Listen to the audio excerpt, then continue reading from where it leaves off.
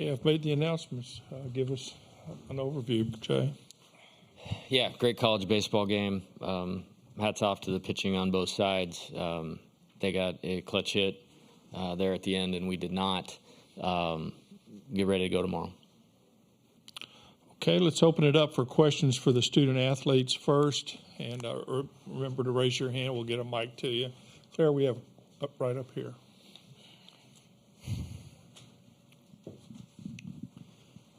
Trey, just what were you seeing in the eighth inning there as you tried to score from third base?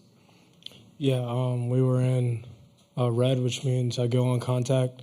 As soon as the ball was hit, I took off. I knew he was going to have like an awkward throw, so I kind of tried to get a little bit over to get in the way. But he made a great play.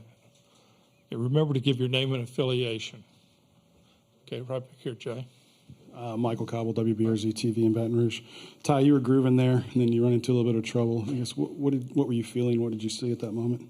Yeah, I mean, it's part of it. I think sometimes you get out of a groove a little bit and stuff, but I think I lost a little bit of command. I think I got a little tired and stuff, but I know Thatcher came in and did his job and allowed us to be able to stay in the game right there toward the end.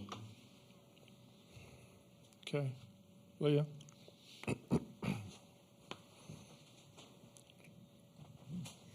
Ty, you had one of your best outings all year, on the biggest stage. I mean, what are kind of your emotions since you ended up losing this game? Our main focus is win and stuff. I hate that we lost, but at the same time, I know that tomorrow we're going to come back hotter than ever. We got all the motivation in the world to win tomorrow. Okay, next question. Mike? Yeah, Trey, just from a batter's perspective, what were they doing a good job of keeping you off balance with? Yeah, they were mixing pitches really well, going in and out, executing their plan. We were also trying our best to execute our plan. I feel like we put a lot of pressure on them when we needed to.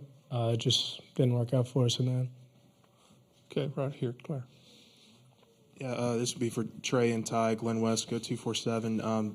First time this postseason, you guys' backs are kind of against the wall here. Just how do you think this season-long grind and journey has kind of prepared you for what you got coming here in the next couple of days?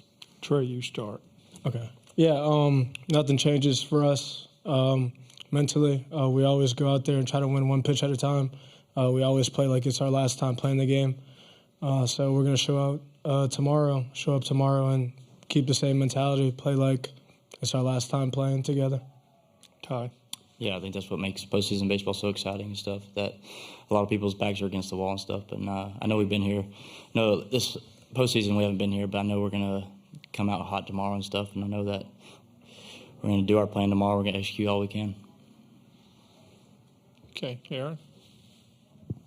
Thank you. Aaron Fitt, D1 Baseball. Ty, I know fastball is kind of your bread and butter, and it seemed like you had a good one tonight. Was this as good as your fastball has been, and especially against a lineup like this? How were you able to have so much success with it?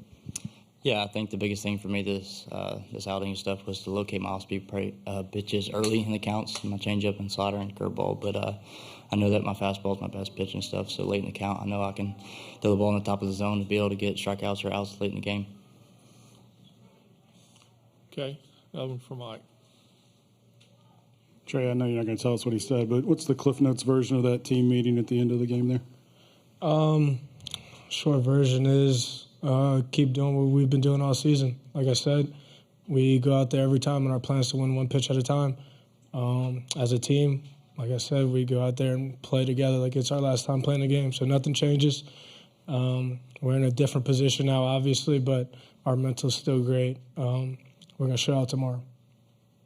Okay. Any more questions for the student athletes? If not, guys, you can go. We'll see you tomorrow night. Thank you.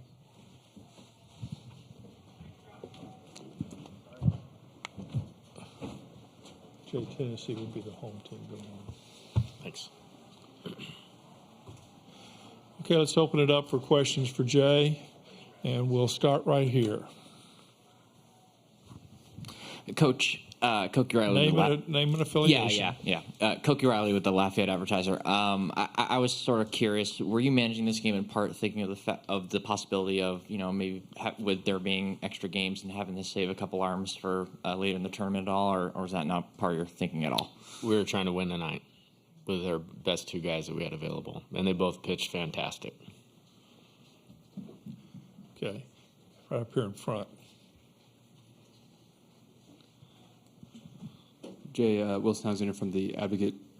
For the long version, maybe, what did you want the guys to hear from you there in the dugout before y'all dispersed onto the bus? Yeah, I think it'd be very easy to crawl into a hole with disappointment. That was a great college baseball game that we came up on the short end of the stick. It really came down to Wilkin hit a ball up the middle with no outs and got the guy in from third, and then he made a heck of a play on that play, and then they got a RBI hit there in the eighth, and we didn't when we had our one chance right there. So that could be deflating, but I shared with them two things. Number one, I've had a team in this position before, lost a 1-0 heartbreaker to Oklahoma State and won 3 consecutive games to play for a national championship. Then the very next year, this program did the same thing, and they beat probably one of the best teams in modern college baseball history twice to get that opportunity. And I have all the faith in the world in our team that we can do that. So let's stick to what we do. And if we do that well, then we'll be in a good spot. Go back to Matt here and then. Coach Matt Talbot from World Baseball Network. This is my microphone. Can you hear me? Okay, now. Good. Okay, Coach Matt Talbot from World Baseball Network. Tonight, around 13 strikeouts offensively. What's it going to take for you guys to just bounce back in the box tomorrow and hope to have a good offensive production against Tennessee's pitching staff? Yeah, I mean, the teams that are here, particularly the two that we've played, they're the two premier pitching staffs in college baseball. And, Josh Hartle's really good.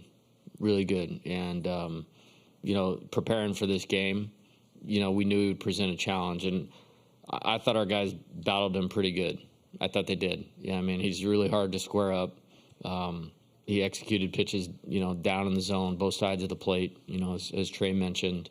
And we put some pressure on him. It wasn't a great night to hit either with the wind blowing in and a good pitcher going. And we benefited from that early in the game, too, with Ty.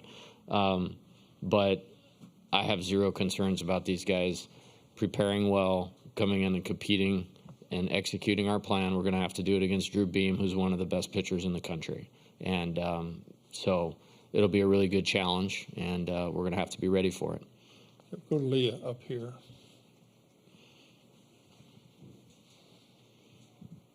Leah Van, Baton Rouge Advocate. Coach, what were you seeing from these Wake Forest pitchers that were kind of throwing off the hitting tonight? Well, I mean, with Hartle, it's 4 pitches for strikes. Roland has a great breaking ball. Obviously, came in and struck the first 2 guys out he faced. Massey's got a big arm. And, I mean, made a great pitch to Cade. You have to send the runner there, so we stay out of the double play. And it's a heck of a play by Wilkin. I mean, if it skips or if he throws it and bounces off Trey, we're ahead 3-2, and we probably have runners on second and third. Again, in championship environments, as we said in our game on Saturday, your dudes have to be dudes, and he was a dude on that tonight. But good bullpen. Those guys are really tough, and there's a reason they've only lost 10 games all year with the starting pitching they have and the bullpen they have. Mike?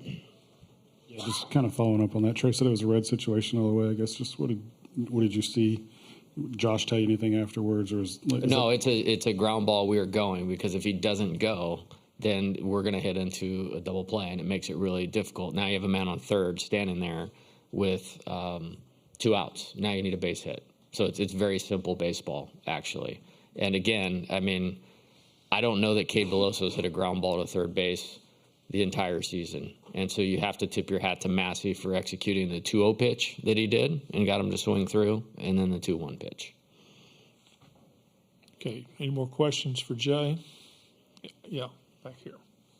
Zach Ewing from The Advocate. What's the pitching plan for tomorrow and then going forward, knowing you have 3 in a row? Yeah, we have 9 guys available to pitch tomorrow, and we'll choose one of them and he'll get guys out for as long as he can, and then we'll go to the next guy, and then we'll go to the next guy, and then we'll go to the next guy, and then we'll go to the next guy until we figure out how to get 27 outs against a really good team. Okay. Any more questions for Jay? Okay, sir. We'll see you tomorrow. Thank you. Thanks. Ooh, careful. Yeah.